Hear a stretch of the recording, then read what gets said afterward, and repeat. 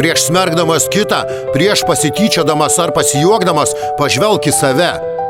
Mes visi klystame, visi turime silpnybių, visi darome tai, dėl ko vėliau gailimės. Bet keista, kaip greitai pamirštame savo pačių klaidas ir taip lengvai teisėme kitus, tarsi patys būtume tobuli, švarūs be jokio šešėlio.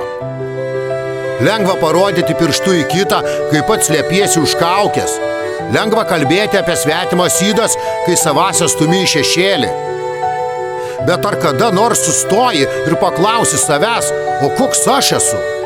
Ar aš tikrai geresnis? Prieš smerkiant kitą verta prisiminti, kad nežinai visos jo istorijos. Galbūt tas žmogus jau moka už savo klaidas, galbūt jis kovoja su savo demonais, apie kuriuos tu net neįsivaizduoji. O tu jį smerki tik todėl, kad tau atrodo, jog taip teisinga. Kiekvienas mūsų veidrodyje matome tik atvaizdą, bet ne visą tiesą.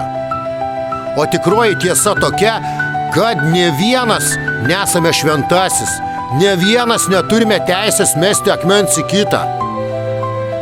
Prieš smerkiant, prieš pasityčiojant, pažvelk į save. Galbūt tu pats darai tą patį. Galbūt tavo paties pamokos dar neišmoktos. Real Dreams.